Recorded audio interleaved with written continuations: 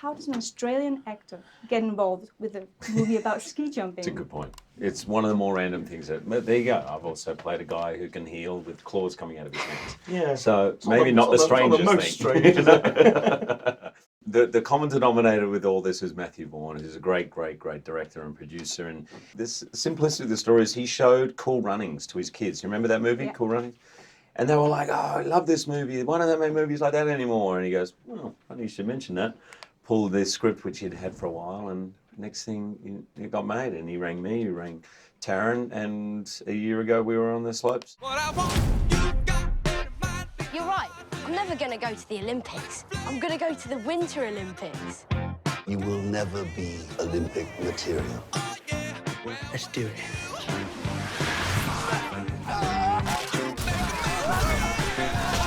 I remember Eddie, yeah. Yeah. He wasn't born yet, but I don't remember Eddie. he thought it was Evil Knievel when he first heard No, about I it. thought I was playing Evil Knievel when I first... Jump over 29 cars or 55 cars or something. I'm doing that next year. I think at first I sort of went, can I do that? And then the challenge of doing that was kind of irresistible, really, because we don't look terribly alike. I'm going to be an Olympic ski jumper. You know, when I look at that picture on the poster there, I do kind of think I look like him. So, like, I'm kind of pleased. It's a great challenge to try and play someone who looks so characterful, particularly, you know, for a young kind of, you know, I don't know, young white male actor. There's a lot of scripts out there where stories are not necessarily as character driven, more kind of plot driven. To get something which is totally character led and kind of as charming and different as this, I was just so excited to do it. You do realize the time to start jumping is when you're 5 or 6.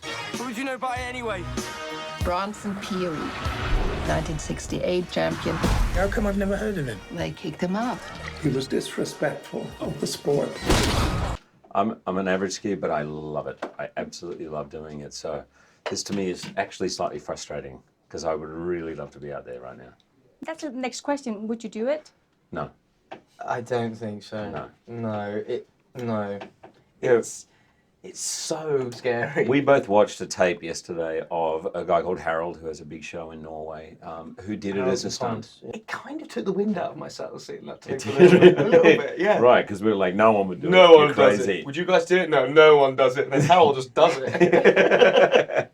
Could you give me a push, please? A push? It's a lot higher than I expected it to be. Oh, wait!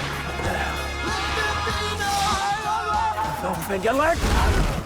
There's something obviously transcendent. I mean, these guys now fly for like 8 or 9 seconds. So I'd be lying if I said I wouldn't like that. I would love to feel that. I'm not prepared to go through the danger, but there are a small percentage of the population who it's worth it for them, even if they crash and break their jaws. And Eddie broke every bone but 3 in his body. You know, they go through a lot to have that probably exquisite moment when they get it right, you know? Yeah, and to put that in perspective, I have never broken a bone. That is the difference between someone like me and someone like Eddie. I have never broken a bone.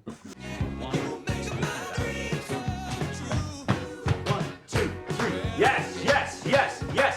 No! Do you remember any inspirational characters from your youth that inspired you, like from films or books? Or... I watched this movie, X-Men, when I was like about sort of 11, 12, and there's this guy with like knives that came out of his hands. I found him very inspiring. I've always looked up to that guy. Yeah. Real hero. Yeah. I think we should finish this. On and on. I remember I was just showing a movie to my son, Dead Poets Society. Like, it's fictitious character. Yeah, Dad, I remember when I saw that as a teenager, I was like, this and Indiana Jones. These are all fictitious. I would agree with that. Someone like, you know, some of those great film actors, you know, growing up, and Robin Williams is definitely one of them. Someone who just has that such a distinct persona and energy that is kind of, you know, my childhood, I think, of Robin Williams making movies and how enchanting it was watching him and his very unique talent. People like that inspired me, and that's probably, you know, what led to me wanting to become an actor, I think. You got more spirit than any of those other jumpers out there. Here he comes, Britain's Eddie Edwards. You're Eddie the Eagle.